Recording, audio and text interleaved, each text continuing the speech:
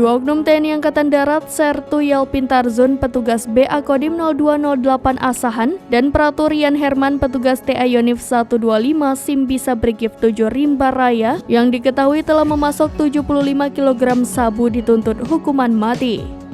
Sesuai jadwal persidangan, kedua oknum TNI Angkatan Darat ini akan kembali menjalani sidang pada Senin 29 Mei 2023 dengan agenda pembacaan vonis di Pengadilan Militer Tinggi 1 Medan. Menurut informasi pada halaman situs sipp.tilmimedan.go.id, tertera bahwa sidang vonis akan digelar pada pukul 10 waktu Indonesia Barat. Rencananya sidang vonis akan dipimpin oleh Hakim Kolonel Asril Siagian dengan Auditor Militer Mayor CHKR Panjaitan.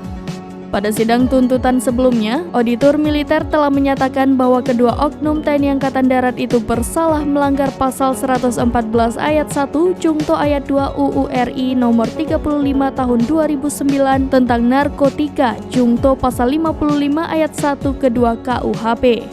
Adapun hal yang memberatkan kedua terdakwa, perbuatan oknum TNI Angkatan Darat itu merusak nama baik institusi TNI dan membuat rusaknya kesehatan fisik generasi muda bangsa.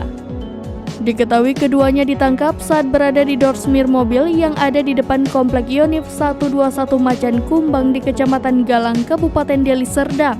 Kedua oknum anggota TNI Angkatan Darat ini membawa mobil Toyota Fortuner BK1549SR dengan membawa 75 kg sabu dan 40.000 butir ekstasi.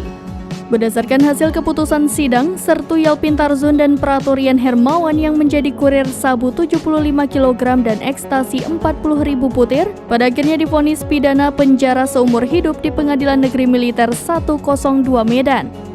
Selain pidana penjara seumur hidup, dalam amar putusannya, majelis hakim yang diketuai oleh Kolonel CHK Asril Siagian juga memecat kedua terdakwa dari jabatannya.